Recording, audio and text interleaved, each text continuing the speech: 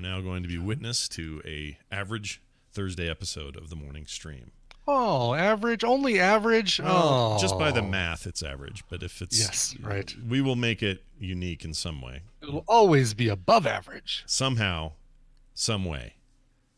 X gonna give it to you. All right, here we go. X don't give it to you. Let's play this thing in. Oh wait, I gotta zoom in a little because I'm blind. Here we go. All right. It begins in 3, 2, 1. Are you sure you really want to do this? And I'll say no because I'm not sure. Now, go to sleep. Go the hell to sleep.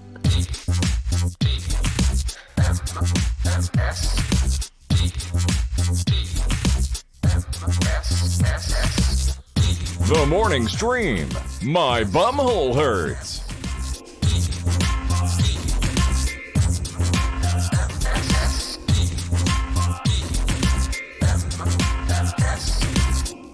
Good morning, everybody. Welcome to the morning stream. It is, September 26, 2019. I'm Scott Johnson with and by and around Brian Ibbett.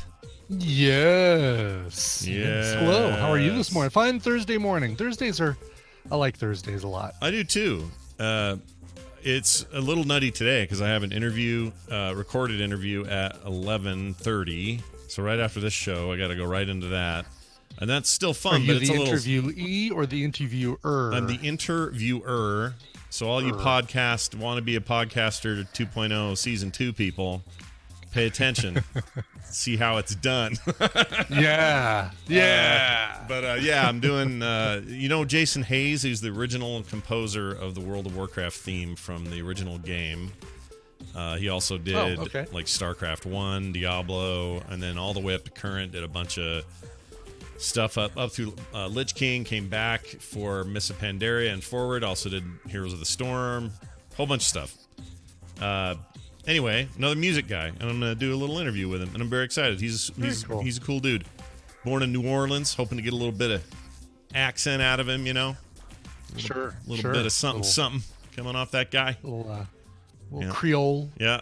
And then we got we usually don't do it on Thursdays. We have a Thursday Current Geek.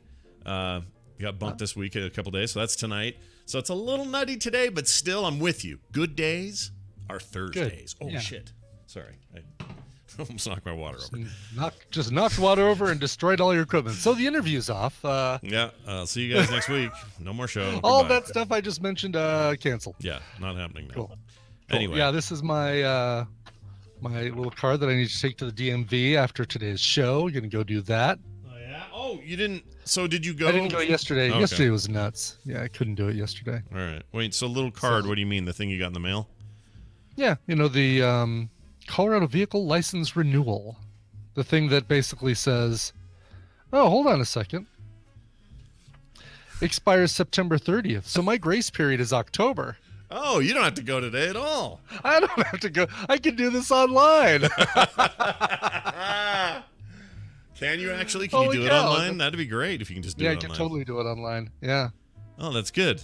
Oh, well, there we go. Although I was kind of looking forward to going to Tokyo Joe's for lunch because I like their light ramen options. Ooh, ramen. That sounds really ramen. good. That might be where I go today. I'll have to think about The it. noodles aren't so good, points wise, but the rest, if you do chicken breast, Yeah. it's all good. They're not noodle folk, you're saying?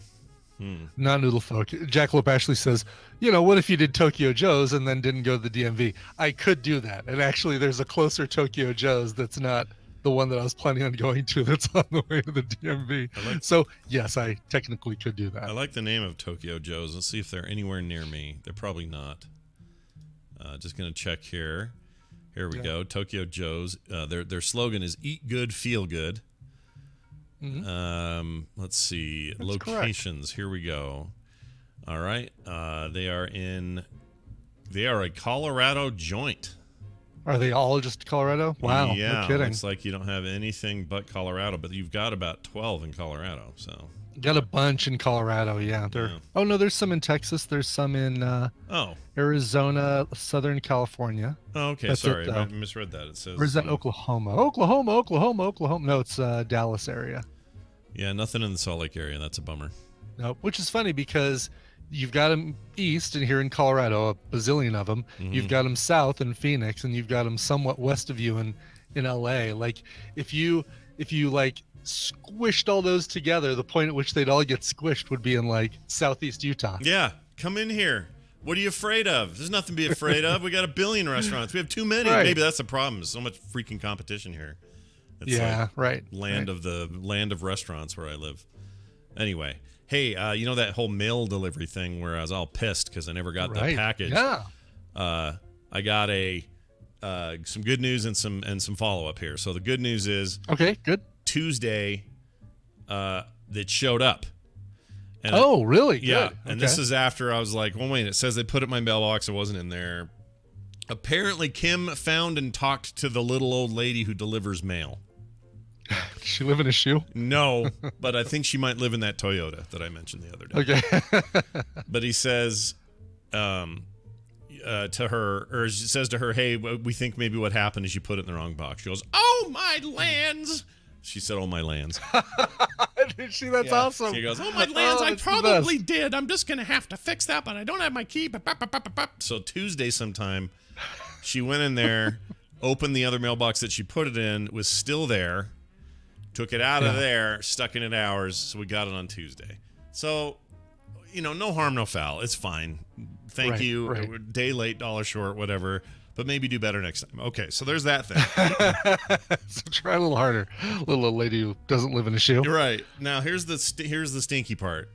The thing I had in that package ended up not working anyway, so it was a real bummer. Oh no! Yeah. You know how that is. You think you know what part you need, and then you get it, and it's still not the right part. Yes. Oh, I kind of had that happen. So it's okay, no big deal. But we got a bunch of follow up about mail carrying and mail delivery, and here's one in particular from Monty, the mailman. He's a mail carrier. Monty. Okay. Not only that, he's a mail carrier here in Salt Lake City.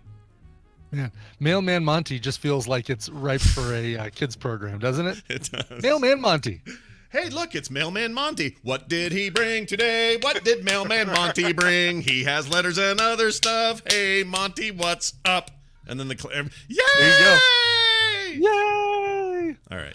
Well, I've got a special delivery just for you. We could make our own kids show. We could. It's not hard. All right. He says, "Hi, Stamp and Box. I've got some help and thoughts about your mail delivery problem. I'm a carrier here in Salt Lake. What you're dealing with is a couple of things in your area. We carriers are rule carriers. That is why they are driving a stupid Jeep. Well, in this case, it was a Toyota, but that's fine. Oh, I see what he means. The stupid Jeep, the regular mail. He's talking about a mail truck, is what he's talking about. The stupid Jeep is the one with the thing. the white painted. Well, they're white painted out here, but the USPS white Jeeps. I wouldn't call it stupid. I think those things are cool, and if I had one, I'd paint it and have fun with it. Is what I'm saying. I don't think they're stupid. Totally, and it's awesome that you're on the other side of the. Like you're driving on the right side of the vehicle. Right. Instead, your steering wheel's on the right side, I should say. Right. So there's that. Anyway, says, second, that carrier is what we call a CCA. That is a non-carrier position. That is why they don't have uniforms. When that happens, I would suggest you call your office. I can even get you the number rather than Amazon. I have the same complaint as you do. Our current supervision is so messed up. I could go on for hours. I've even called Gerhard and This American Life, and so Gerhard is that, or not Gerhard? He's saying it wrong, and now I've forgotten the name. But he's the Gephardt guy. That's what I mean. Saying it, Scott. Oh, okay. Yeah. I was gonna you're the one saying it. He's not saying anything wrong. He wrote it. Yeah, but it's the wrong name. I think he means Gephardt, that guy that did the morning show with Todd and Aaron. That guy, that website. Remember that? Oh, okay. Gotcha. Yes. He's our local news guy. That's like. Later tonight at 10, find out why this local business has frogs in its face, or whatever. Are you at risk? Find out at 10. That whole thing. That's right. So anyway, and then he also said he tried to call this American Life. It is like what I hear. Sorry, it is like what I hear about working at the Amazon warehouse. It truly sucks. So to get back to the point, you're probably right about most likely misdelivered the key to the parcel locker. Again, you'll get faster results by calling that office. So we would want. So this is good advice. You call your local post office, and you say, yeah, interesting. You say Gladys did it wrong, and they go, okay, well, we're gonna have to put her down. All right. Oh shit. It's funny though, the thought of calling the post office for me feels worse than going to the post office. Yep. I'm standing in line and I see people disappear in the back room for half an hour, right? Like okay, I'll be right back, and then they go in the back room and you never see them again. Yep. I don't believe they actually are doing anything for you. They're just walking away. Right. And that's why I feel like calling, it's a lot easier. Oh, I don't have to have people looking at me, watching me disappear into the back. On the phone, I could just put them on hold and go back to playing Candy Crush or whatever they're doing. That's right. I like to think it's Candy Crush. So says, he says, with that said, and as sucky as it is, it's better than delivery you get from most places of the likes of OnTrack or Amazon. I've even taken pictures and tweeted packages that are right on the porch in plain view from the street. We as carriers take good care of your mail. At least that is the service I give. Anyway, I love the show, though. You are great. Lunch sometime. He says, haven't heard you play, quote, don't go anywhere without your Johnson. I love that ad. Then he says, Monty the mailman. P.S. Scott, did you block me on Twitter? No, I don't think so. Did you block the mailman? I mean, it's possible, but I don't think so. Unless we had some drag-out fight on Twitter. I don't remember. I rarely block people. I mute sometimes. Yeah. You might be muted. But let's see if the Johnson clip is in here, just because he asked for it. Okay. Just me, something in there, Johnson. Let's see, where is it? Mr. Johnson. No, that's Metzen. Hold on. My name. No. Yeah. No. Oh! No. Can't find it. Well, I don't know where it is. Because it's me, your boat, and your Johnson, right? Isn't that how it goes? I don't know. This one I don't remember. I can't find and the I'm clip. usually really good about remembering the drop-ins. It's a commercial about an outboard motor called the Johnson outboard motor, and it's from the 80s. Okay. Or 70s, maybe even. Jackalope Ashley says she found it, so maybe post it in there. Oh, there it is. There it is right there. Okay. So let's see if I can get a little audio out of this. The commercial's boring, but the audio is amazing. You've got your sunrise. Here you go. You caught a prize. You're making your Johnson. Party nights, summer whites. Your friends, and your Johnson. That's the whole thing. Is That's the best. Yeah, it's pretty great. Why have I never heard this before? This is fantastic. I swear we played it, but maybe I'm even remembering that wrong because my memory sucks. Here, I'm gonna. Your friends, and your Johnson. Wow. It was a poor choice for a commercial jingle. Let me just say that. So anyway, that's how that all went down. Thanks for the email, Monty. It's good to get a little insider information. And are you all like Newman and what's his name from Cheers? That's what I want to know. I did resist the urge to start reading his email in a Cliff Clavin voice. Yeah, I know you. Yeah, I've got some help on my thoughts about your mail delivery problem there, Johnson. I watched an episode of Cheers in the background yesterday, and I am telling you right now. So there are certain impressions Brian does where you're like, oh, that's pretty close, or that's really funny, or that's whatever. This thing is dead on. Like late season Cliff Clavin, that voice you do is, I swear that's him. It's him. I could close my eyes and go, oh my gosh, John Ratzenberger's here doing an impression of Cliff. It's that good. Cool. Well, sign me up, Pixar. We can keep making those those Toy Story movies well into the 2050s. Indeed. All right. Quick note, shout out, friendly hi, and Tad vibes to Jim and Robin. So we just had dinner with these guys the other day. They were great. Jim Jensen, big part of the community. If you don't know who he is and you've been to a Nerdtacular, you've seen him dress up like George R.R. Martin before in the cosplay contest. Looks just like him. Got this crazy wicked beard. Anyway, really sweet people. And last night, Robin's brother passed away kind of suddenly.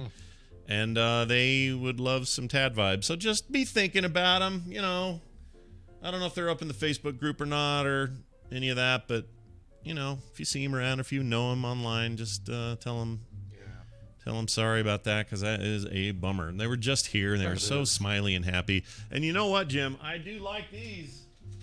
I know Brian doesn't, but I'm still eating your salty lemons. Salted lemon candies? Yeah, I ate 2 more yesterday. Brian. Here. And yeah, no thanks.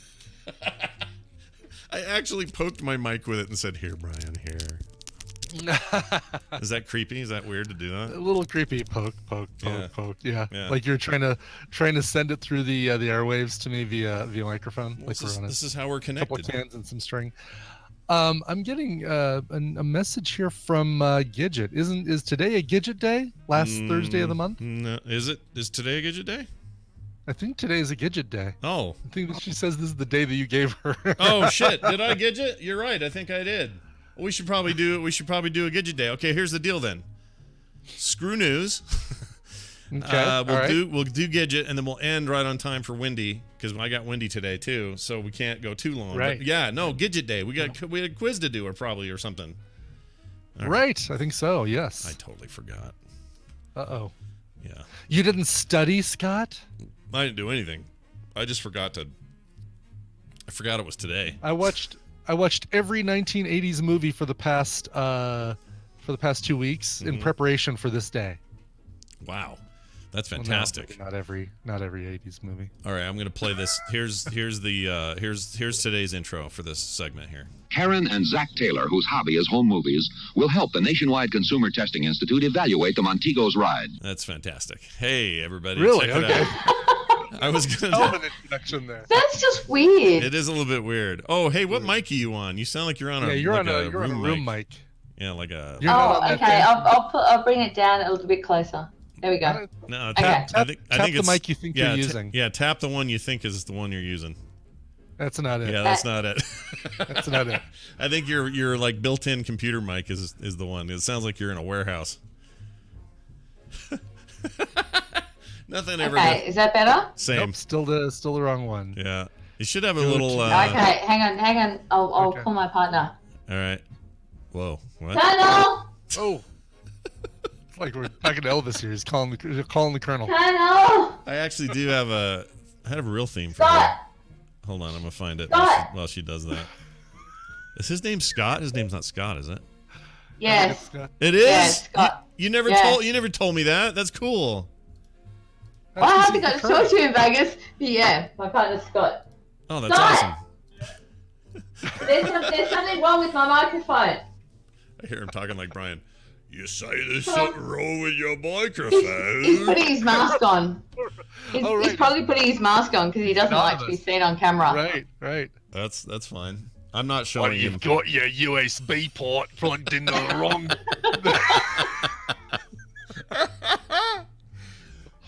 All I know is I hope you boys. This is Battle of the Guilty Pleasure movies, so it's Waterworld against Hudson Hawk. Right. Oh, nice. Everyone's favorite combination. There's something wrong with the microphone. What's wrong with the microphone? So it's using your internal mic and not the one you want. Yeah, it's using your my internal mic. So like your webcam mic. Yeah. Oh, right. Okay. And I think you probably just change the preference in Discord. That's all you should have to do. Yeah. Okay, he's sorting it out now. Oh, I found here's your real bumper. Trivial things. There it is. I found it. Trivial things. Oh, that sounds way better. Oh yeah, now you're good. Oh, there we go. Yeah. Oh, that was it. Yes. That was it. Heaps better. Scots of the world unite. Sorted. That's fantastic. Thank you, Colonel. Thank you, Colonel. Colonel Scott. Dismissed. Thank you, sweetie. Dismissed. Love you. Oh, that's sweet. You're relieved. Yeah. Your work here is done. All right. Hey, welcome to the program, Gidget, who I completely forgot we were doing this today. It's not your fault. It's mine. It's 100% mine. I totally forgot. It's so your fault, I know. Scott. It kind of is my fault. That Scott is really good. Yeah. You Scott, a mess. Not so Harsh. good. You're a mess. All right, well, we're going to do this. This is going to be fun. We got about this is perfect. We got about 35 minutes to do it. This is, I think, probably enough. We'll fly through this. Yeah. Are you saying that Gidget's questions sometimes go long? I'm just saying normally we like to donate, the full, give us a nice padded 45, but we'll see how this goes. So I've got hey, 45 questions about your guilty pleasure movies, Brian. So I'm excited about this. No, we're fine. There's 15 questions for Scott and 15 questions for Brian. Okay. Oh, good. So Okay. if you guys know your guilty pleasure movies, you will whiz through them, no problem. All right. Okay. I'm excited because these are movies that both of us are big, huge fans of that maybe the rest of the world isn't as into as we are. Right. And that's going to make this super good or weird. Like we may be just wrong about everything we like about our movies. I don't know. Now the big difference here, though, is that I don't watch Hudson Hawk every year. You watch Waterworld yearly, don't you? Yes, Annually? almost annually. For the most part, yes. I don't think I've missed it since like 2014, 2013. Maybe I missed it, but I try to watch this movie at least once a year. Yeah. Wow. Okay. I've maybe seen. I could probably count the number of times I've seen Hudson Hawk on one hand, but maybe 1.5 hands. Yeah, but you're also very trivia. You have a trivia mind, and you remember shit. So I think you're going to probably do fine. I'm not worried about you. That's the way I came about it. Is I know that Scott watches Waterworld a lot. Yeah. And Brian, Hudson Hawk is your guilty pleasure, but you haven't watched it as much. So I made Brian's questions a lot harder. You made my questions a lot harder. Great. Great. Well, it's really hard to do. It's really hard to do questions about Waterworld because you're just like, well, right. It's what is the world made out of? Yeah, Mad Max to the Road Warrior on water. Yeah. That's what that movie is. What's the But world look, I'm not covered panning any of these movies because my guilty pleasure is The Day After Tomorrow. Oh yeah, I like that movie. We saw that for Film Sack. I enjoy that one. Oh really? Yeah, of all the Noah Emmerich movies, is that his name? Whatever Noah it is. Emmerich, yeah. I think that's right. Of all his disaster movies, and there's a ton of them, that's the only one I actually really like. The rest of them kind of dumb to me. But I like that one. That one's good. Oh, I like that one because there's good actors, and I like seeing the whole, half the earth freeze up, and I like the fact that all the Americans are running into Mexico. Yeah. And I think that's funny. That is pretty funny. It's a good fun movie, and you got Jake Gyllenhaal and a really good cast. So all right, so we've got to get to your sister, so we will get on with it. All right. So we've got Battle of the Guilty Pleasure Movies on the morning stream. Excellent. I'm ready for it. Let's do it. Waterworld 1995 versus Hudson Hawk. Yeah. 1991. Okay. All right. Scott, what are the baddies, jet ski, wave runners, etc. guys called in Waterworld? Oh, jeez. They're not just called jet ski guys. And can we steal from each other if one of us doesn't know our own movie? No, Totally. no. That's right. No, that's not happening. Yeah, no, can't do that. These are your movies. You better bloody know them. Exactly. And right now I am hiding the chat room because I did look over and I saw the answers to this one. So Okay. bye, chat room. Yeah, they're hidden from me. Yeah. Bye. Hi, Tadpool. By the way, I didn't know they had a name. Those guys on the jet skis. what are the baddies called in Waterworld?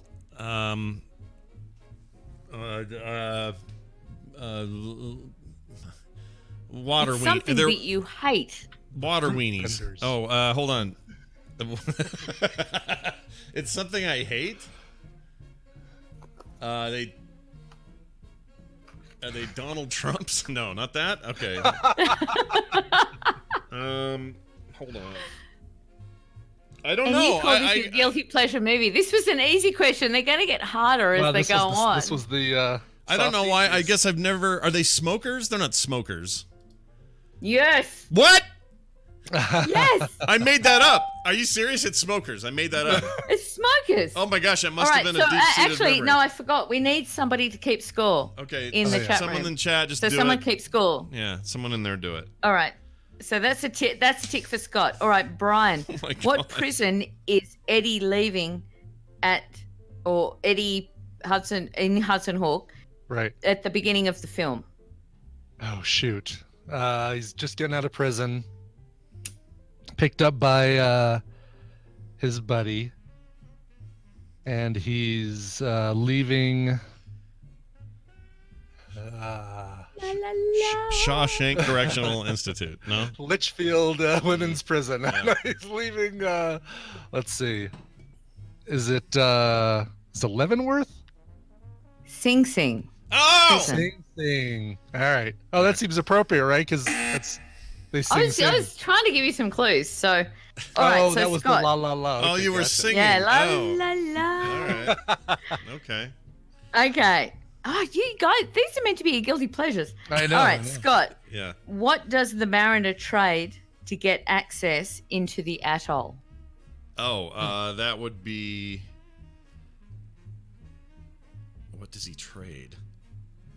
Oh, this feels like a bit of a tricky question because in my head I immediately thought No, it's not a trick question at all. It's very basic. dirt. Correct. Okay. I couldn't remember for sure because at Correct. one point he trades. No, he never trades paper. He just freaks out about it, or he just has what's his name freaking out about it. All right, I'm good. Dirt. He Gets trades excited dirt. about Yeah, paper. yeah, no, you're all good. Yeah. You're all good. Yeah. All right, Brian. Yeah. Who owned the decorative steering wheel in Hudson Hawk? Who owned the decorative steering wheel? I don't remember this. The decorative steering wheel. I played bass for them for 5 years. I can't even. I'm trying to remember a Didn't decorative we all? steering wheel. Was it Danny Aiello's character owned a decorative steering wheel? Captain Bob. Oh, Captain Bob. I don't even remember Captain Bob. Oh, this is gonna be bad. This is going to be hard. rough.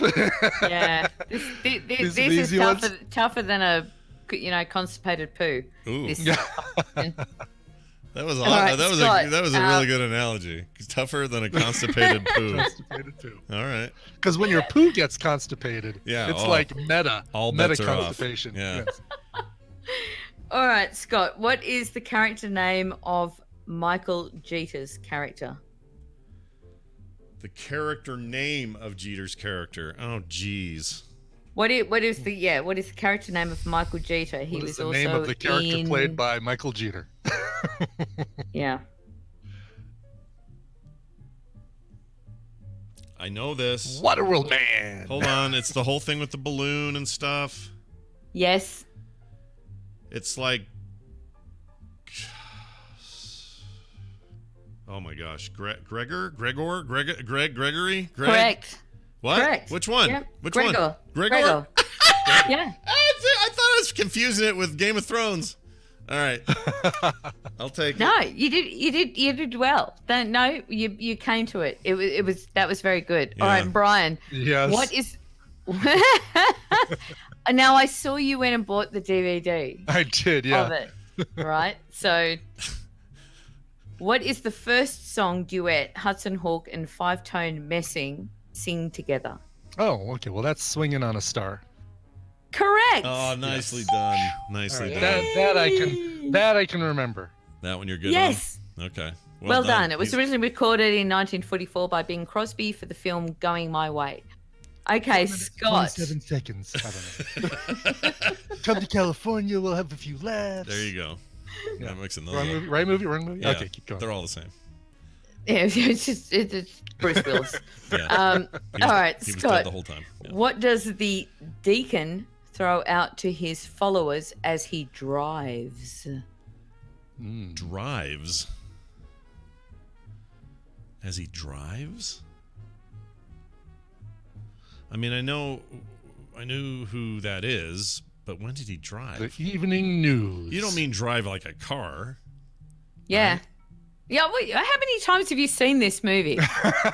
They drive a bloody car. When? It's such a rip-off of Mad Max. It is unbelievable. There's no car though. Wait, what car? There is a car. In the ocean? There is a car. It's on their big Exxon Valdez. Yeah, ship the big oil thing. ship I assume would be the only Yeah. place you could do it because it's the only place with any surface area. I don't remember there. Yeah. Oh, that is a car. But that's What does he throw out? What is something that they savor more than anything in this world, in Waterworld, on the bad guy's side?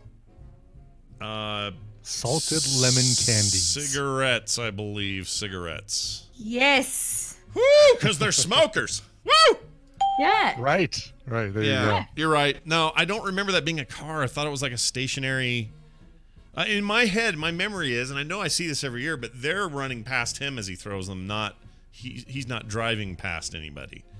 Like that just throws me. No, and you know why? It's like that. That's why they're guilty pleasures, because these movies are bloody stupid. They are stupid. Right? Yeah, oh yeah, and super that's stupid. That the fact that there's a car. I mean, where do they get the fuel for the wave runners and jet skis? Where do they get the tobacco for the cigarettes? Where do they? If there's no land, floating where do they refineries. Well, the idea is, and they don't do a very good job of this, but the idea is that these are all old commodities that somebody's just hoarded and held on to, and now they're super, super rare and valuable. But the thing is, I don't understand why drinkable, potable water wouldn't be better than a cigarette. You know what I mean? Like, why wouldn't they want little baggies of clean water to drink? I agree. Yeah, because they live on the ocean where you can't drink shit. You have to. The only thing you can drink is if Kevin Costner pees on a surrounded by plant. water that you can't drink. Right, right. Potent I mean, right potables. at the beginning, Kevin Costner's pissing into a thing, and then he puts it through that system where he can re-drink it again. Yep. But you're thinking it would still be warm. It would totally be warm. Are you kidding me? Ugh. Ugh. Yeah, there's no refrigeration in Waterworld. Doesn't work that way. No. No. You're making me want to watch it right now. All right. Well done. So that was correct. Yeah. So Brian, Yes. why did Hawk? Okay. On the subject of cigarettes, Yes. why did Hawk reject the woman's cigarette on the bridge while he was being dragged behind on the gurney? Oh, the behind the ambulance. Yeah. The kid says, "You're gonna die," and he grabs a cigarette and smokes it and says, "Ew, menthols," and tosses it. Menthol, correct. Nicely done. Yep. Good job, Brian. Well done. You're creeping right Thank back you. up here. Well, I'm not looking at the chat, slowly so I don't know creeping. what the score is. Does anyone know? What are we at? Without looking at the chat. P. you're still says two or Scott 3 4, points ahead of Brian me. 2. Okay, Scott 4, Brian 2. All right. Yep. Okay. So, all right. So, Scott, what fruit gets stolen from the mariner at the beginning of the film? That would be an orange. Right. Nope. No? Ooh. I mean, whoops. It's not an orange? It's limes. Oh, shit! Limes. It is limes. Why do I picture oranges? I picture it in my head as oranges. Because he's a limey. Oh, I guess so. He's got those to prevent scurvy. Yeah. I don't know.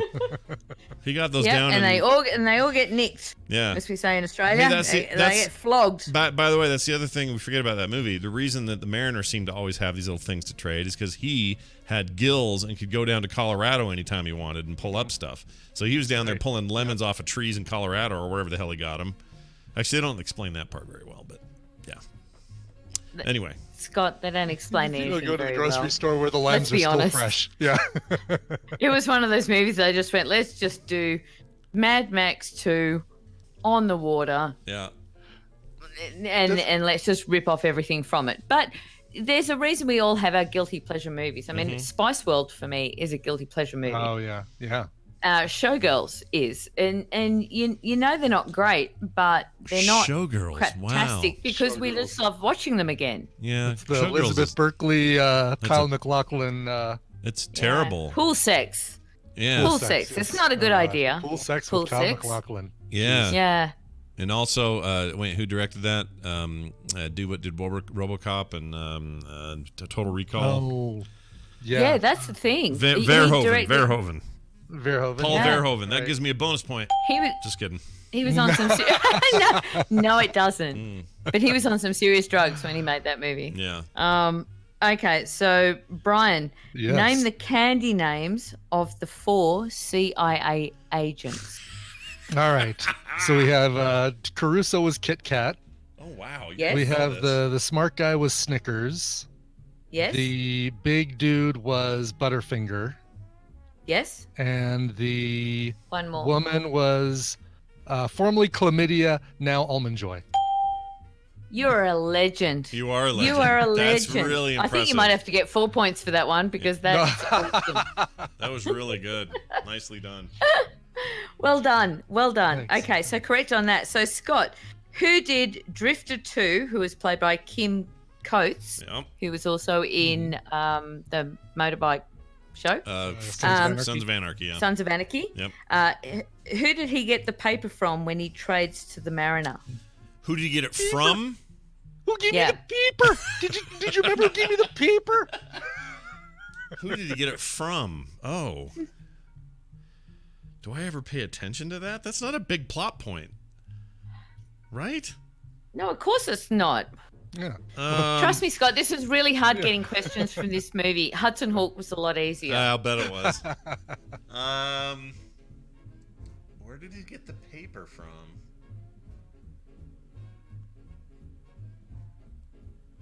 You mean it's like from, not, you don't just mean from the tube he had it in, right? The little cylinder he had it in. You don't mean that. Who did he steal or take it from?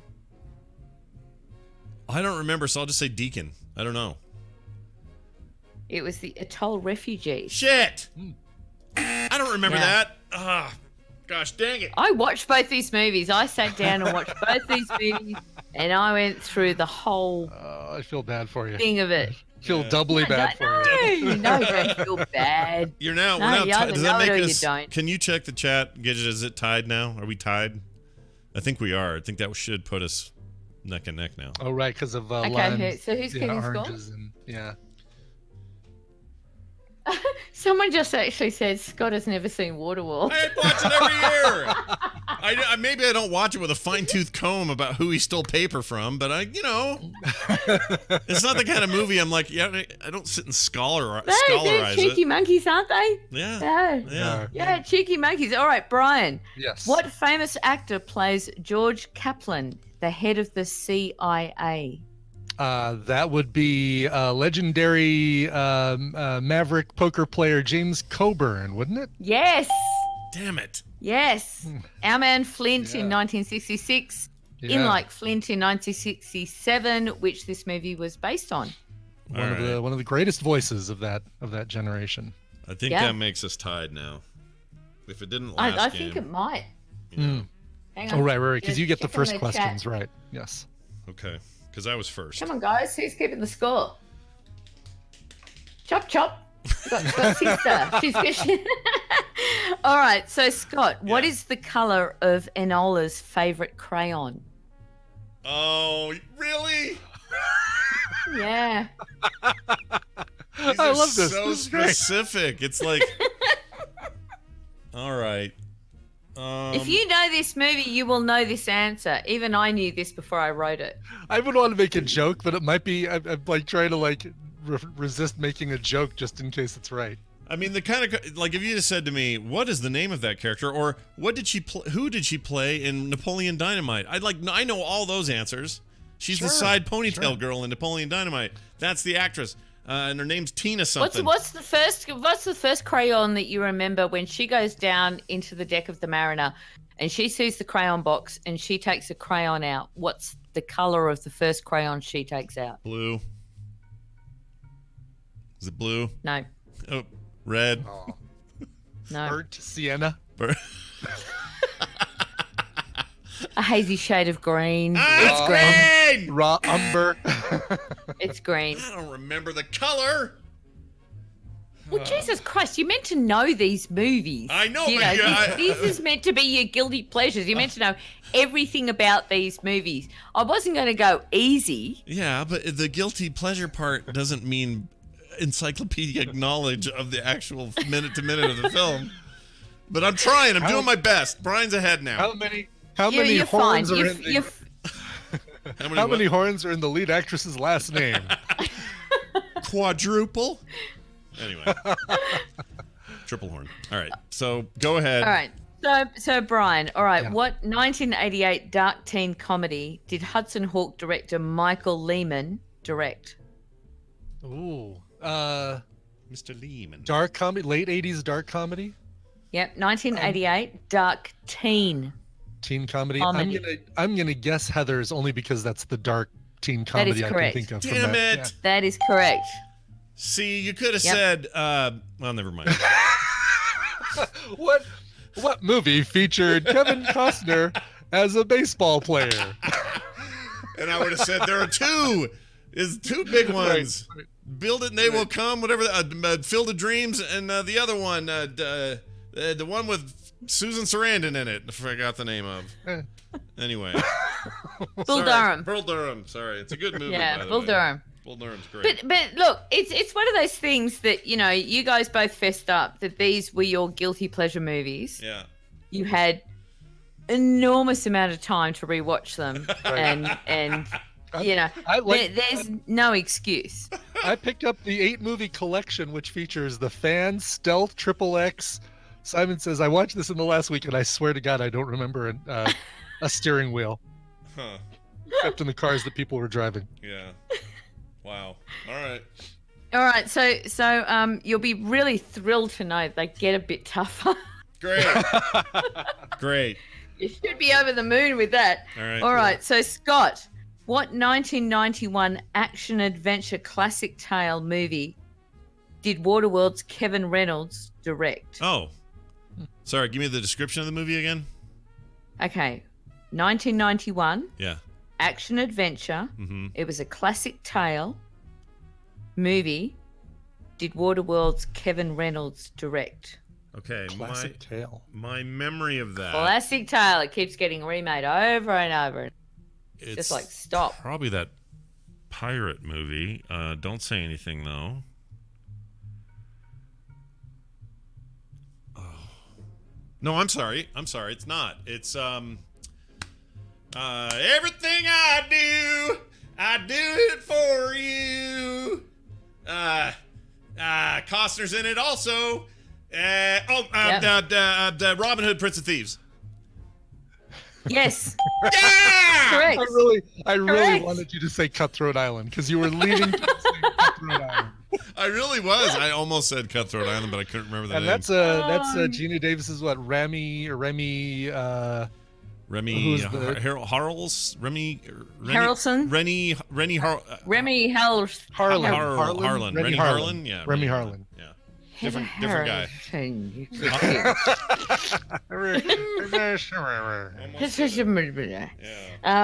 I'm no good with names. All right, Brian. All right, that was correct. Brian, what is the name of Manera Mayflower, played by Sandra Bernhard's dog? Bunny Ball. Oh. Yes. Well done. And what sort of breed was it? Oh, like a little terrier of some sort. Yeah, it was a wire fox terrier. Oh, jeez. Okay. How'd you know? Yeah, I went deep. You did go deep. Tiny. Yeah. Tiny and fuzzy. All right. And Sandra Bernhard, not an easy woman to look at. No, not the prettiest, not the prettiest painting in the gallery. No, but funny as hell. Oh yeah, she's a hoot. But man, whew. You're just making up for the fact she's freaking ugly, aren't you? Very.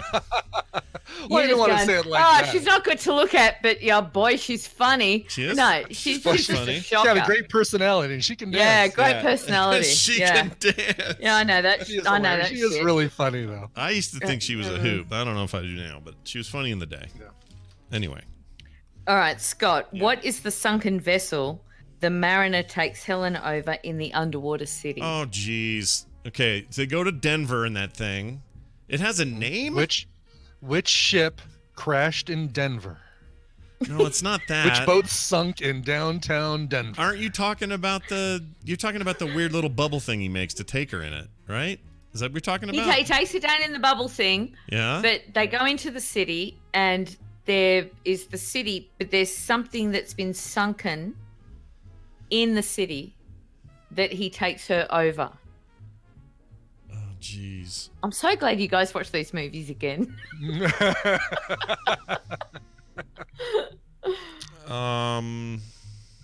Tower at Kuala Lumpur.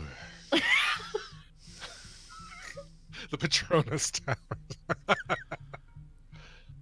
I mean, the Exxon Valdez is the thing that Deacon's running around in, so that's not it. Yeah. But it's something that's sunk. It's something that's sunk that is a water vessel that is sunk and is now in the middle of the city that is underneath the water. The box office receipts for Waterworld. Is it are you looking for a name or a description? Just name the vessel. Well, yeah, Just name the vessel. Is it Name a sunken ship. But do you mean the name of the vessel or the kind of vessel that it is? The kind of vessel. What is it? All Is right. it a It's a- ship or a yacht or what is it? It's a. I don't remember. I think I'm The gonna. love boat. It was like a cruise liner thing, like a. I guess that is a love boat, but like a pleasure ship. Like a, what do you call those? You're going on a cruise ship. You wasting your air. Yeah. What is it? You're wasting your air. It was a submarine. Damn it! I don't remember that. It was in the middle of town. I remember that. Well, because it was I just. remember that before even rewatching the movie again. It's not even one of my guilty favorites. But it's not even like a. It's not even like a plot point. They just kind of drift past it as a visual to say, Right. "Ooh." She's not going to ask you key Yeah, plot exactly. points. Yeah, I'm not going to say who played the mariner. Mel Gibson. That's not going. That's not going to happen. Okay. All right. So Brian, what does Hudson Hawk teasingly call the twins in the limousine in Rome? Okay, this is good because when they get shot, they actually say their names, Ig and Ook. Correct. Like when they get shot in the head, one goes Ig, and the other one goes Ook, and then they fall over. Yes. I was bummed that they weren't like M&Ms or something like that, going along with the candy thing. Anyway. No, you nailed it. You nailed it. All right. So Scott, after the deacon takes Enola, and the mariner and Helen jump into the ocean. Yeah. Helen says, "I can't breathe like you." Yeah. What does the mariner say to her? Tough titties. What? You're drowning, bitch. Wait a minute. Sucks to be you. Yeah. I can't breathe like I'm gonna hold you. your breath. What does he say? He says something to the effect that I'll breathe for you, and then he kisses her and blows air in her mouth from his gills. Look, I'll take that. He says, "I'll breathe for the both of us." Okay, see, got it. So I will take that. So that's a yes. Yes, take that, world. Put Yep, that in your pants. take that, world. Yeah, you know, go to hell. Okay, Brian. What is the cardinal watching on TV as Hudson Hawk steals the Da Vinci Codex from the museum? Because it's like a bad, crappy TV, and he has to hit it with his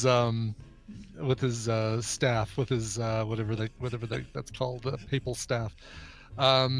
Describing the movie ain't going to cut it. Buddy. I know. What's the show? What's the show? Is it Mr. Ed? Is he watching Mr. Ed? Yes. Yes. Remember there He's being a watching horse. Mr. Ed. Yeah. Is it really Mr. From Ed? Yeah. Oh my gosh, I'm gonna lose. Yeah, from 1961 to 1966, it was a horse with peanut butter in its mouth. It was a Palomino. Bamboo Harvest, and it was also in Green Acres. Yeah. Well, look, see, they were treating the horse well back in those days, giving him peanut butter so that he would talk. That's way better than electrodes to make Lassie fall over or something. Wait, what? To make Lassie bark. Was that? Well, No, I don't know if they. Brian, I don't know. that's how I you think got they me just through the America's Next Top podcast. So you kept just Putting feeding me peanut peanut butter. Yeah. Yeah. He has his methods. You finally nailed down the Australian accent. He has his way.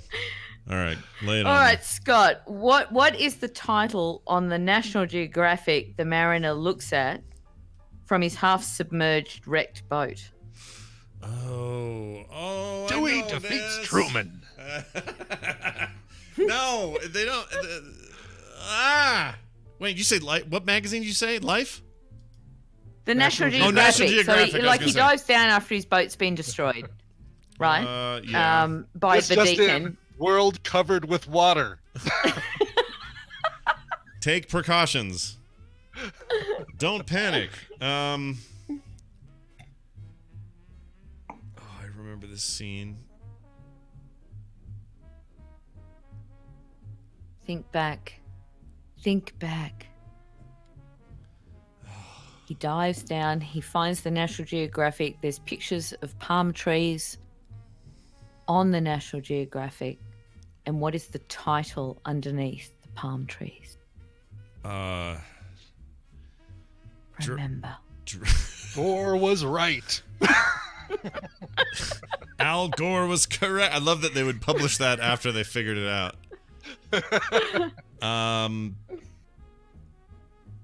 I don't know. I never looked at it. Okay, fine. I'll make one up. Here's some land. Remember this? That was it. Is that what was on there? Paradise Lost. Damn it. Wow. I don't remember that. I'm not watching this movie right. I watch it and just kind of. I know. That's the thing. If you've got a trust me, people. If you've got a guilty pleasure movie, really watch it. Yeah. Like know everything about it. Yeah. But then again, if you guys tested me on the day after tomorrow, I'd be absolutely stuffed. So, Yeah, exactly. You know, I'm not Might being have to too do that. judgmental. You Yeah. might have to All do right, that. Brian. Spice World or something. Yes. Yeah, not a bad Yeah, idea. exactly. Brian, well, what movie does Hudson Hawk tell Anna Bagoli, played by Andy McDowell, And the McGoldie. he never saw while in the joint? All right, so he doesn't know what Nintendo is, and he never saw E.T. Yes. Damn it. Well done. Brian. Well done. I hope you weren't going to ask me what video game was he not familiar with in a later question. No, you're safe. You're fine. All right. Don't worry. How Love many, you both. How many more you All got? right, Scott. Yeah.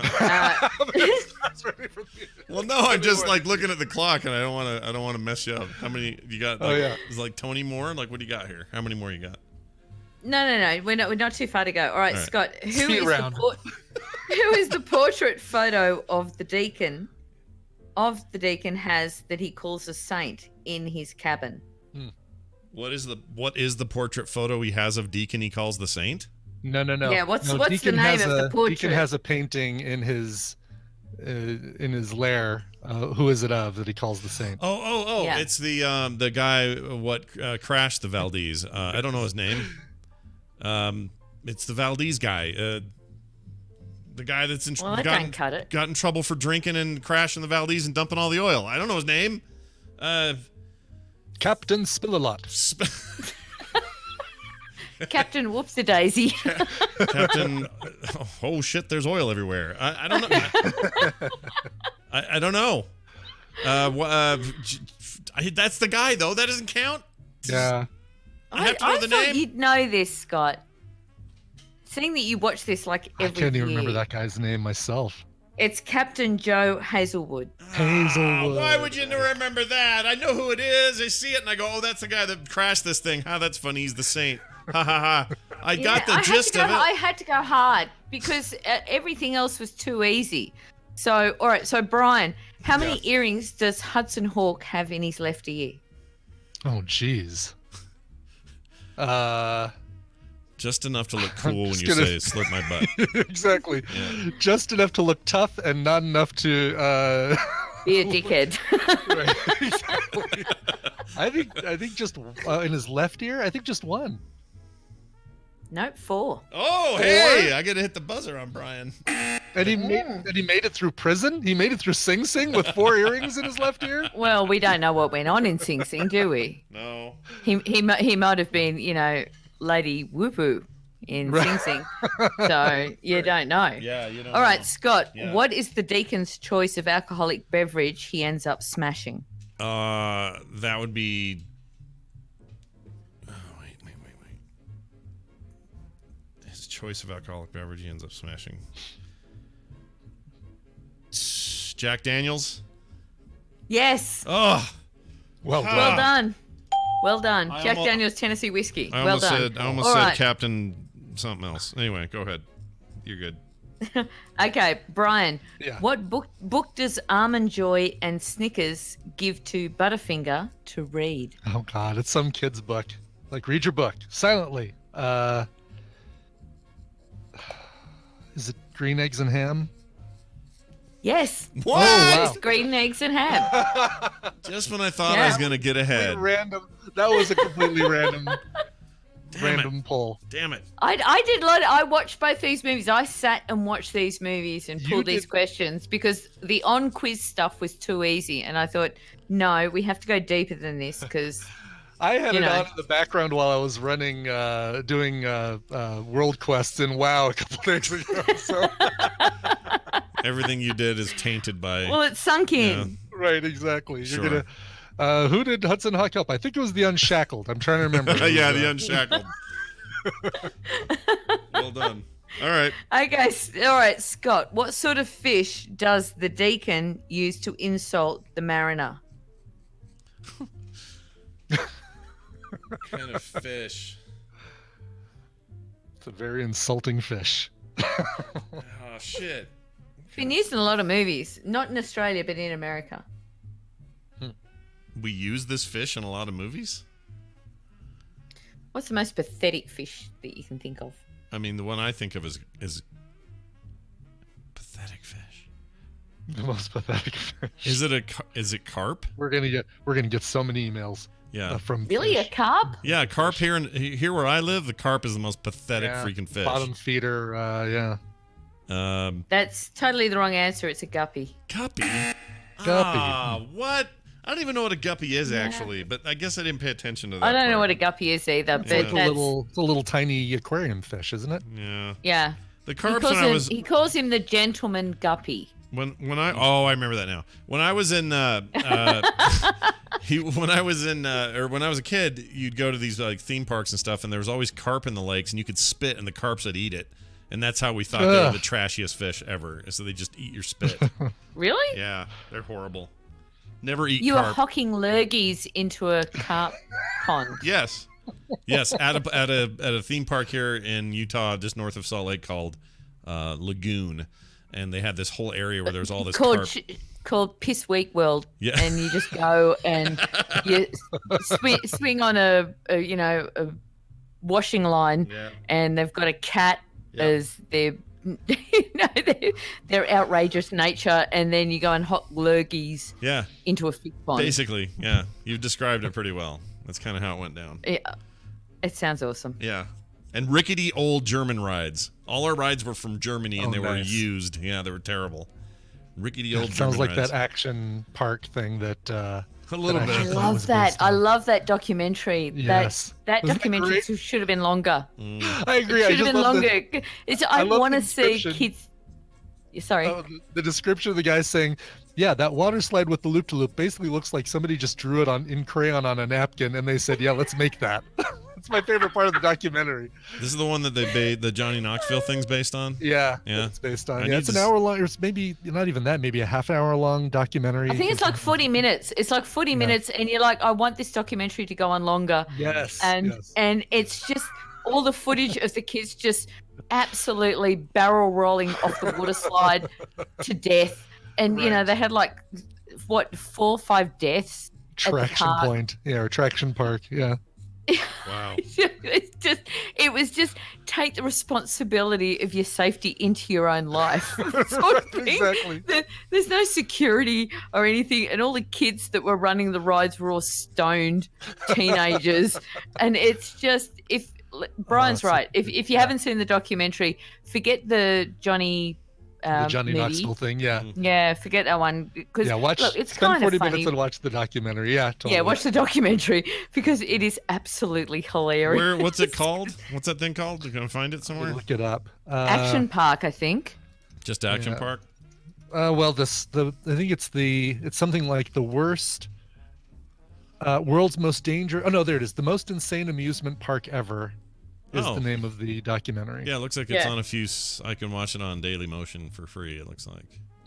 Yeah. Okay. All right. I've watched it like 4 times because I just get such a thrill out of idiots doing stupid things and injuring themselves. As of 2 days ago, they're finally making a full-on documentary of it's going to be called Class Action Park. For real? Really? For real. Like they're making a full documentary about it.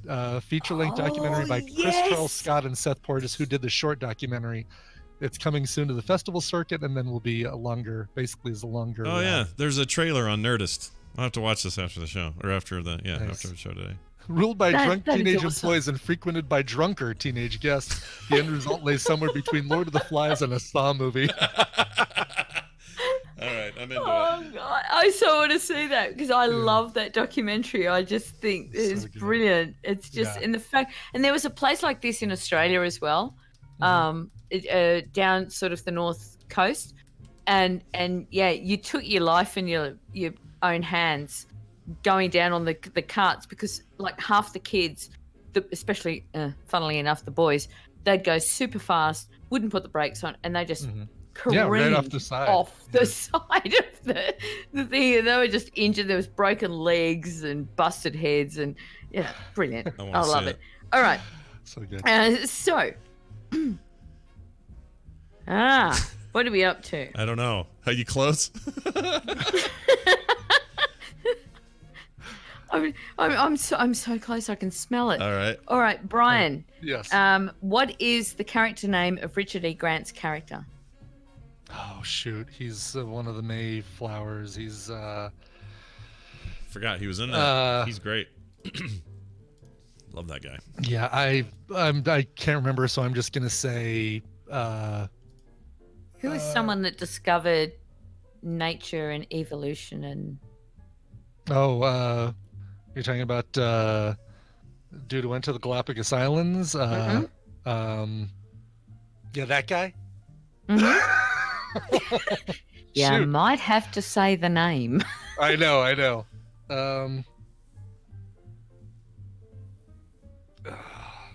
It's not going to come to me. You don't know it?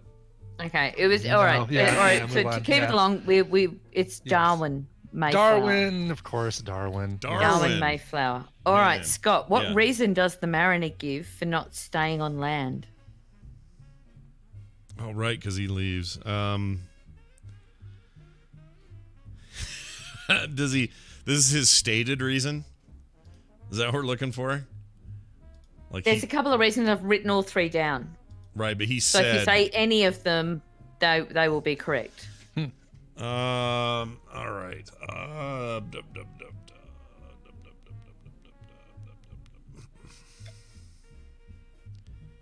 It's something dumb like the sea calls my name, or basically it's because he's turning into a man-fish and he has to kind of live. He just can't. That's just how it's going to be. So I'm going to say the sea is calling me.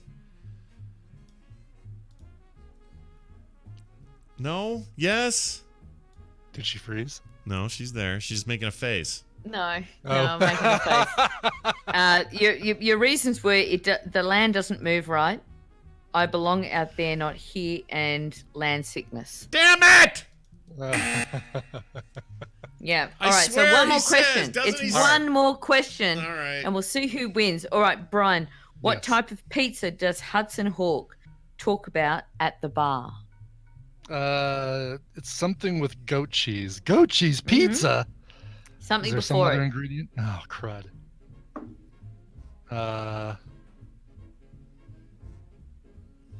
Spinach. Let's say spinach and goat cheese pizza. How would that relate to spinach? Spinach is on pizza all the time. I'm giving you a clue. Oh, I'm not even looking at your bull. No. Goat. A deer, reindeer, and goat cheese pizza. Is that it? Reindeer. Goat cheese pizza. Cheap. Yes. Cheap. That can't work. I don't know. Cheap.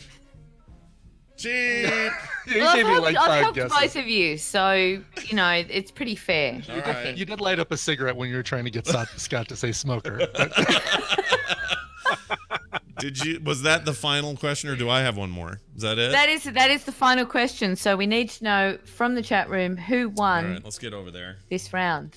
All right, Zoe Brings Bacon says, there we go, 11-7. Brian, you creamed it. Killed it. Wow. 11-7. Wow. Well, thank you very much. Truly Well the done. bigger fan of your Well movie. done. Just a more recent viewing, I think, is all we can attribute that to, because it's been a year for me. Yeah. I don't know how many of those I would remember the candy bar people. Yeah. I certainly wouldn't have pulled out Mr. Ed or I would have remembered Bunny Ball Ball.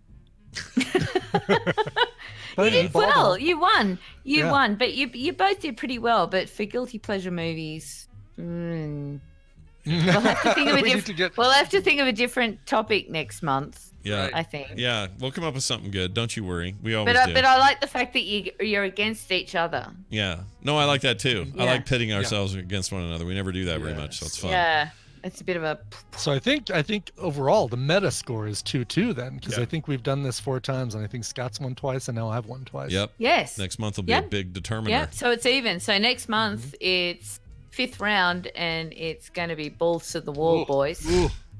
Balls Questions to the about wall. balls to the wall. Great.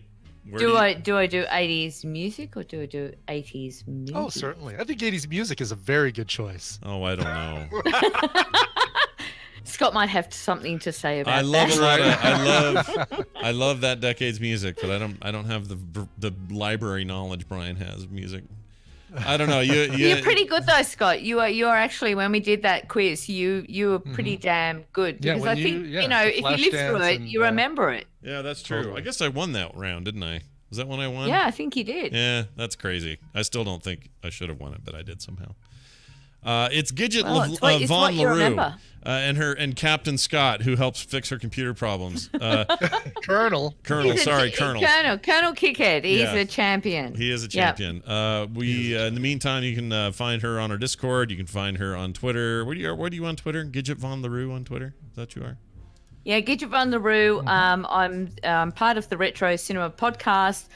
We just did Fatal Attraction, and I had Carrie from Girls Beer Sport come over and host it with me, because no guy was game enough to host that podcast with me, so I had to bring in a chick. And I also have been on Hammond's podcast, Beyond the Playlist, and we were talking about Paris, the rock opera, and he's released it out now. So do check that out as well, because that was brilliant fun. And cool. And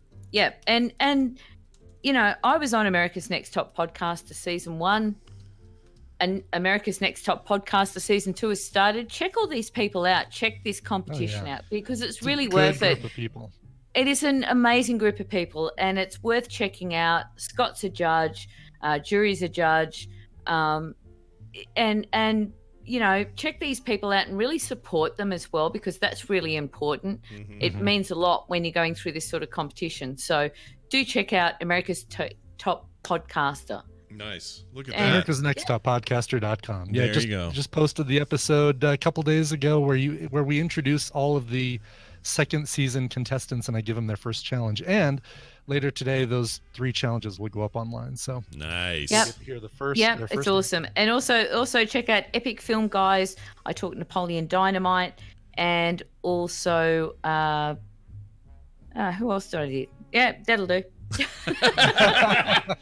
Stay out of trouble. I've been busy and I can't remember. Have fun and enjoy the Australian winter. I don't know what that means. Bye. All right. She's gone. I don't know what I meant by that, but I'll take it. Right. All right. We're going to take a quick break. Let's do a song. Do you have a song for our break? Yes, we're just going to go real quick. A band called Martian Subculture. Their brand new single is called I Love My Friends. Their Mars EP comes out October 9th. These guys have a total Flaming Lips vibe, which I really, really like. Here's the brand new song, I Love My Friends, from Martian Subculture. All right, let's check it out. We'll be right back. Toby! You will be the greatest woman this kingdom has ever seen.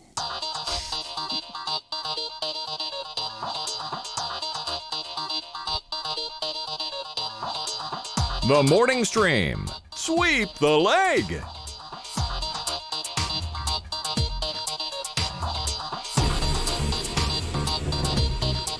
All right, we're back, everybody. Welcome back to the program. Time for us to roll right on into Wendy, if she's there. Oh. Wendy, you there?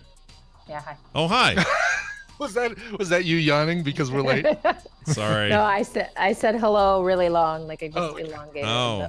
Gotcha. Oh, I enjoyed that. Also, it was just, I don't know, the way she said, yeah, hi, like that was just kind of funny. I don't know why. Yeah.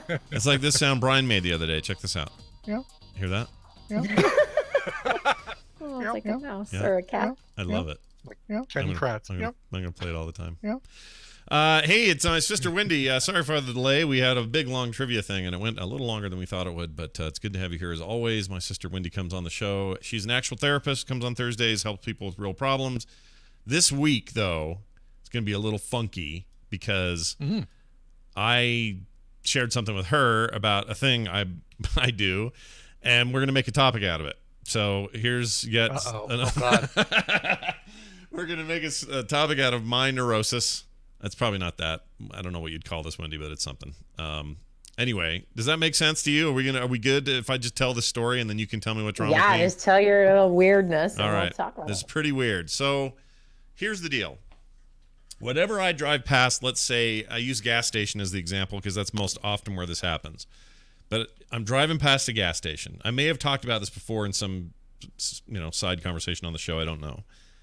But if I see teenagers, okay, almost always somewhere between 15 and 18, let's say, out in that parking lot with their skateboards and just lounging around, vaping usually. Vaping amps it up for me. That makes it worse.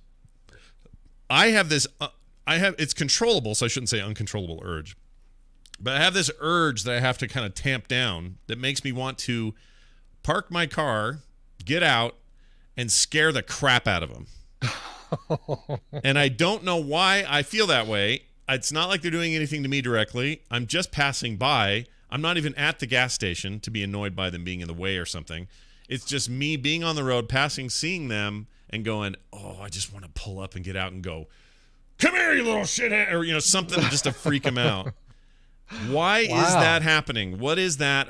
Why am I doing that? And is that bad? Or is it some natural thing of just you're getting older, they're getting younger?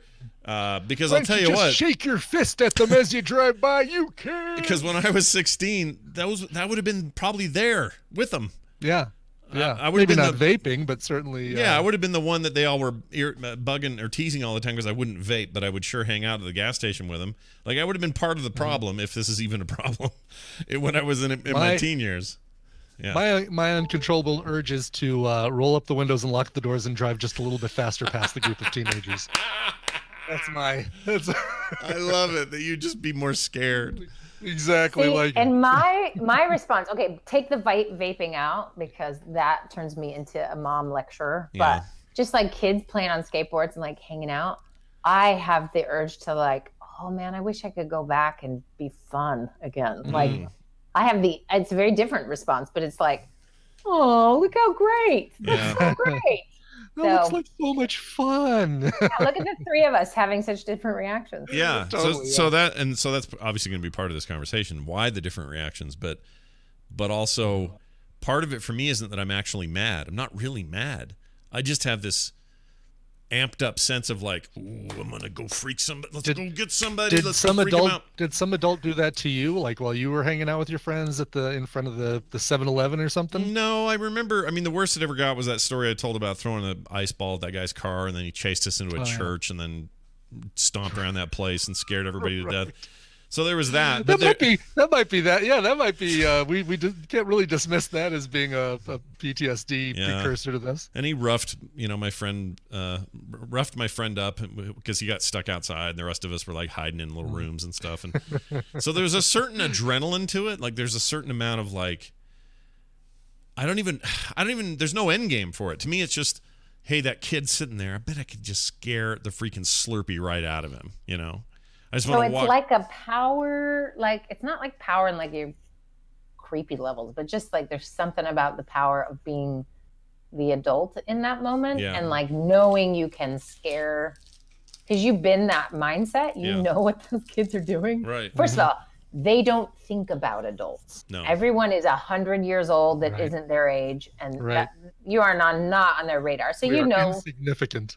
so it's easy to scare them because their world is so myopic. You can just go boo, and they're like, "Blah, old guy talking to me," So it's like a little power trip. Maybe it's are they like particularly popular looking kids? No. Like, is there something? No, these are just raggedy, long-haired little turds that just look like they should be in class, and they're probably, sloughing and, like I did, except I went to the arcade. So I was an 80s kid. It was different, but, they're just hanging around, and I don't know what it is.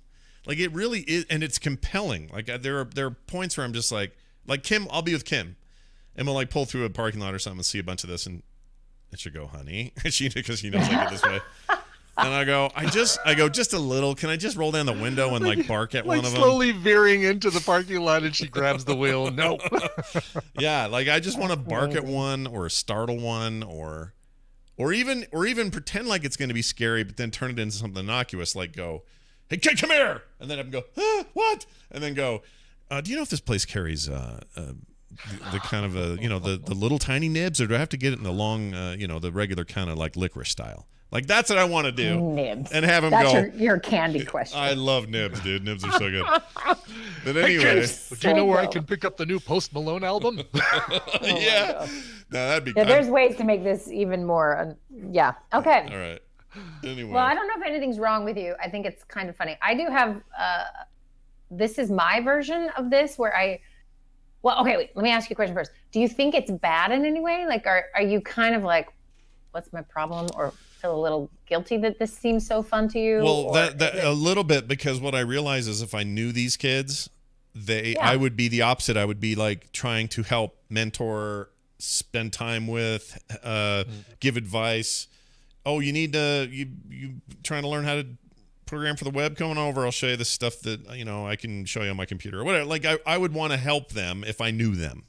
I would want to be, and I don't mean they need help, but what I mean is I would be like, oh, hey, dude, what's going on? You still playing baseball? Like I'd want to be that kind of adult to them. But because they're complete strangers and they're just loitering, I just get this weird like thing comes over me. I don't know. It's really weird. I don't want to hurt them. I don't want anyone to get hurt at all. I just want to just put a little spice in their day and just go, rah! Okay, have you done it? No, I can't bring myself to do it. I've never done it. Oh, but it's an urge. Yeah, it's just an urge. So, it's like this weird thing that I never act on it. And there have been times where I've walked into a store, like a gas station. Again, it's always gas stations. And there'll be some kids just right out front. And my body and my brain is walking into the store to do what I have to do. But a part of me is going, just turn around, just go boo, or just go,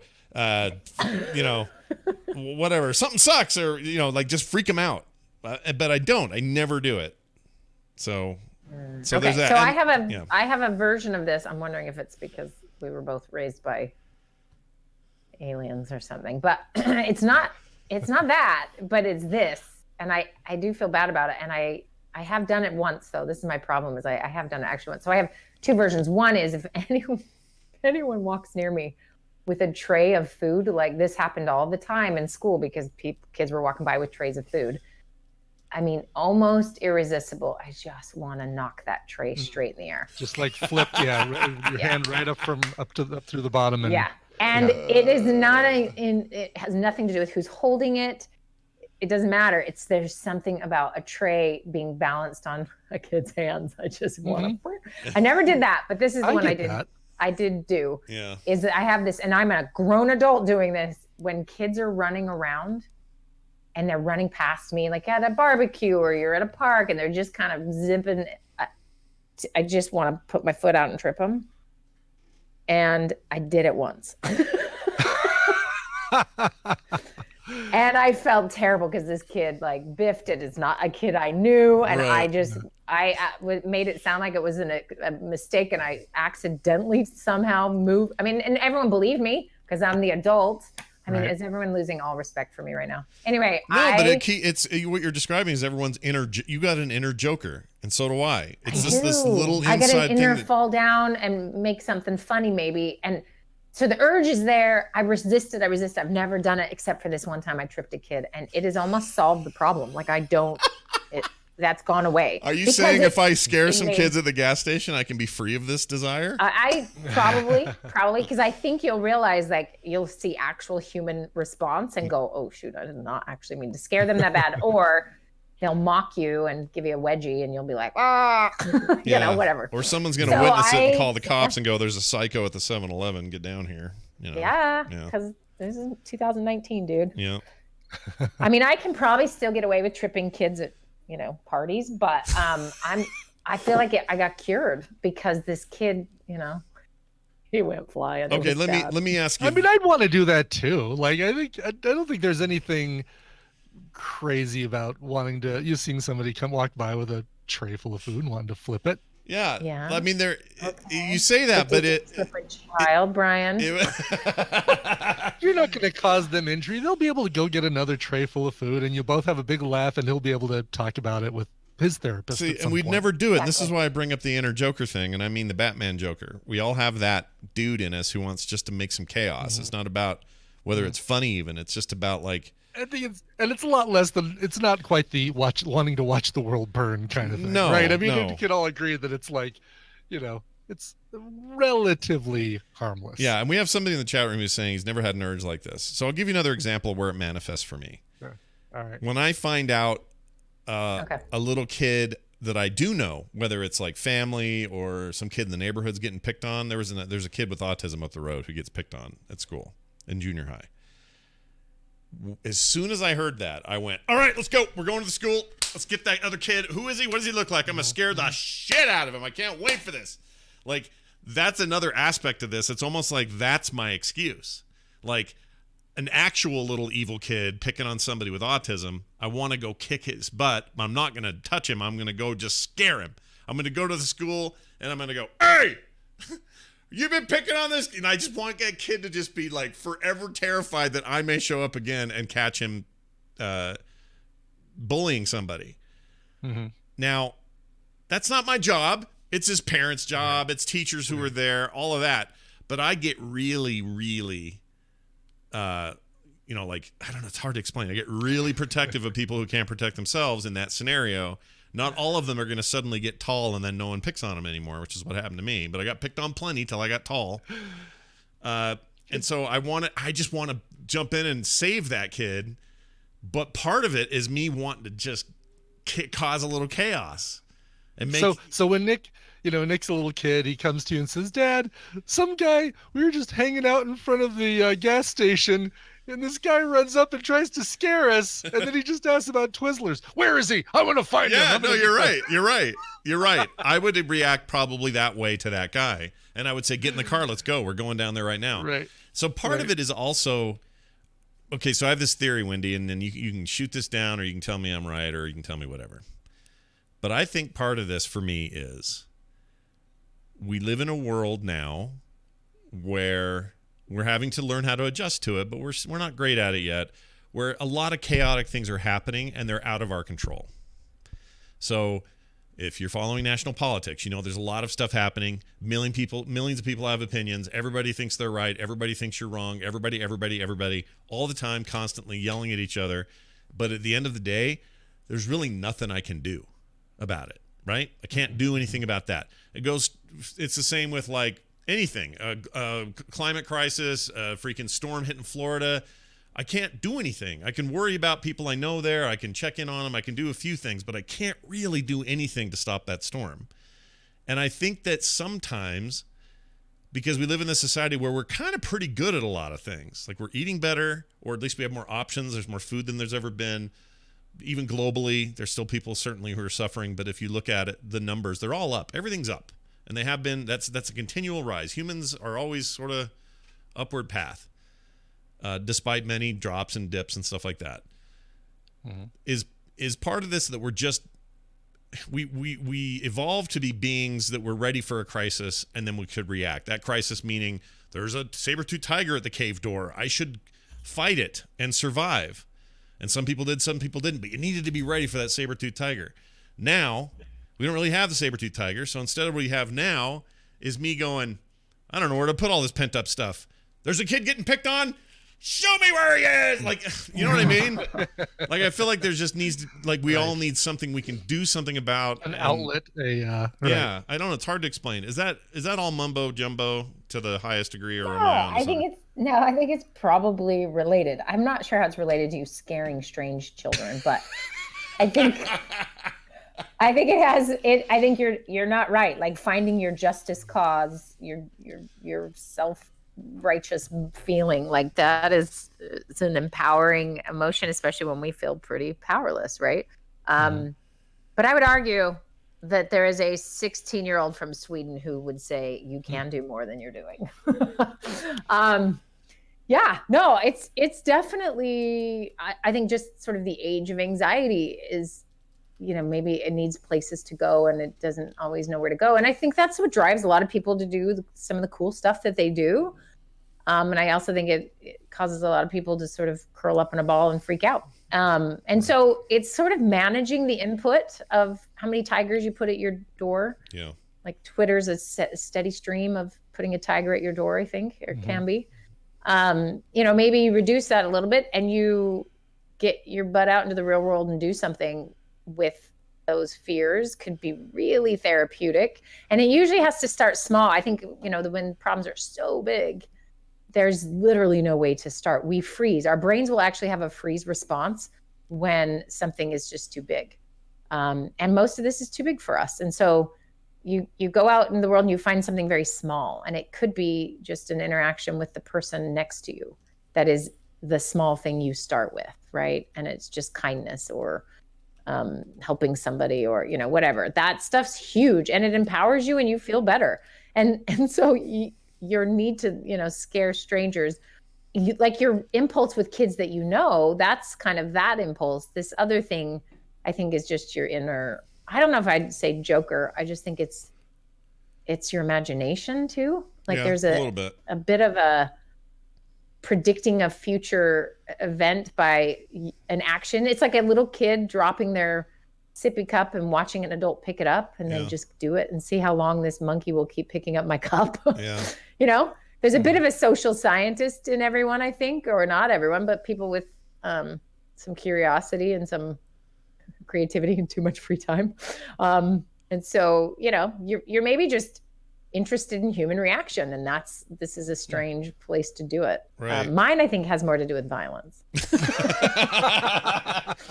And wiping out, like that YouTube clip from forever ago where that kid was running to the pool and he thinks he's at the edge and he jumps up and it makes this hilarious sound when he lands on the asphalt. It's like, My husband thinks I'm evil because I find that absolutely hilarious. Yeah. Tina laughs whenever we pass a squirrel or any other sort of small rodent roadkill where their legs are straight up in the air. She thinks that's funny. Yeah, like it's hilarious because only when their legs are straight up in the air. Right. I was gonna say Tina's one of the sweetest, kindest souls I know. So it's hilarious to think of her laughing at a squirrel with its legs up. I don't know why that's so funny. But part of this too is that these kids, they're always teenagers, by the way, that I want to scare. Of course. And the reason I think part of it is that I know better now. And I don't mean know better about not doing it. I mean, I know that they are, wasting their time. Although you might say part of teen development is this sort of social sitting around and deciding who's the leader and all that stuff. You're right. So I know that intrinsically, but it's at the same time, I'm like, I thought I was all that when I was 15. Mm-hmm. And that kid right there thinks he's all that at 15. Mm-hmm. And just today, I just like to open his envelope just a little and have him go, light, and realize that, it's not exactly, I don't have it all figured out. Humble him a little bit. Yeah, just humble him a little bit, which is dumb because A, it's not my job to do that, but B, and again, never done it. It's just always in my head. It's like, I just want to make a mark.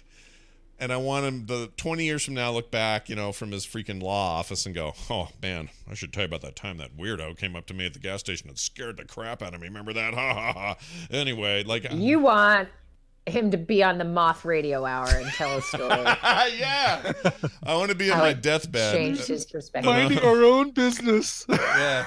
But it made me see something I never thought I would see. Well, there's also one element to this of just, I mean, obviously there's a lot of old man get off my lawns and there's a reason this exists, so maybe we ought to dig into that a little bit. I mean, just kind of maybe it's you're jealous they have more testosterone than you or I don't know, what is there some other kind of youth, maybe they're just like, why do old guys get grumpy about young people? Is it they're loud, they're in your space? I mean, there's got to be lots of things that sort of add up to the you're annoying, Right. And it's their obtuseness to everyone else. I think that's annoying to anyone when someone cuts you off or is just oblivious and does something stupid that's rude to other people.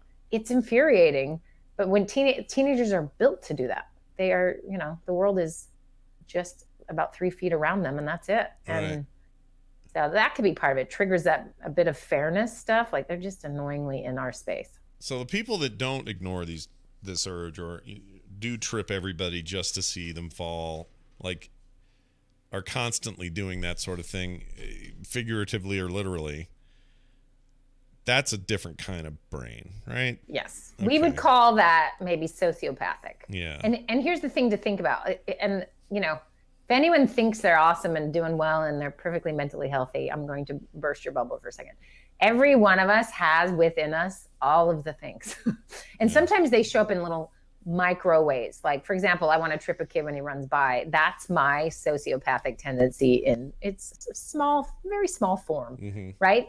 But you give me enough terrible experiences and certain type of parenting, and the world works a certain way in my life, then who knows where that goes, right?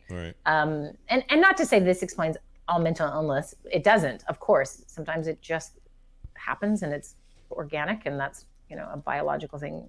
So don't get me wrong here, but I do think it's sort of like all of us have had a really depressed, sad day before. We've felt that feeling. But not everyone's depressed. Everyone knows what anxiety feels like because we're human, but not all of us have anxiety disorders. So we all have a little glimpse. And I think when you're younger, you don't. You don't have these glimpses yet. You haven't had, the most stressful thing in the world happen to you and then survive it and then pick yourself back up. You just haven't had that by the time you're 5. Right. But eventually all of us will have empathy building experiences where we start to get it. Like, oh, this is hard. This is tough. So you definitely don't want the extreme version of this, but everyone maybe has a little version. And there are sure people listening going like that. The person in the chat room's like, I have never thought of this because I'm a good person. And you are. Thank you for being a good person. I'm glad you exist. Sure. But we all do have our little weird idiosyncrasies, and it's okay as long as we're really not actually hurting people. Yeah. And you don't want to deny it and be crazy about it. Then it comes out in other weird ways too. Right. You can just Yeah, I mean, give it the easiest bend. Yeah, exactly. I feel like this is something people can relate to, or at least I hope they can, because I don't know. It just feels like everybody's gonna have some version of this, whether it's something dumb like mine or there are people, we talked before about people that self-sabotage all the time, and that's also just a form of thinking. Like, that's you caving to this thing where your brain is saying, yeah, but I'm bad at this, and they just don't know it, or I'm an imposter, they just don't know it, or like it feels like it's a similar kind of language where your brain is trying to convince you of a thing, and it's up to you to like shut it down, whether it's tripping a kid in school just to see him fall, or if it's convincing yourself that you're no good, so you're just gonna stay in bed all day or whatever. Right. It's kind of like, it's the devil on your shoulder that's like, and let me just be clear, I never wanted to trip kids when I was younger. This has only been since I've been an adult. Oh no, same here. When I was younger, none of this interested me. But what's funny is I would do the truth is I'd probably do the opposite. I would probably walk over there and freak them out just because I'm talking to them. That would be enough. Oh yeah, you wouldn't have to do much. Yeah, if they've got their phones out, for example, I'd walk over and go, is there a Poke Gym here or something? Like I would suddenly be on their level, and I would aim for that. I would say things like, "Are you Snapchatting this? Are you putting this on the gram?" I wouldn't say that. But I would just say, are we doing Pokemon today or something? And then if one of them just nervous, he's like, yeah. I'd say, oh, cool. I'd say I have a friend who's so into this. He had one of those clickers he used to carry with him, and like it would go off on his bike. Anyway, you guys had an awesome day. Like I'd do that probably.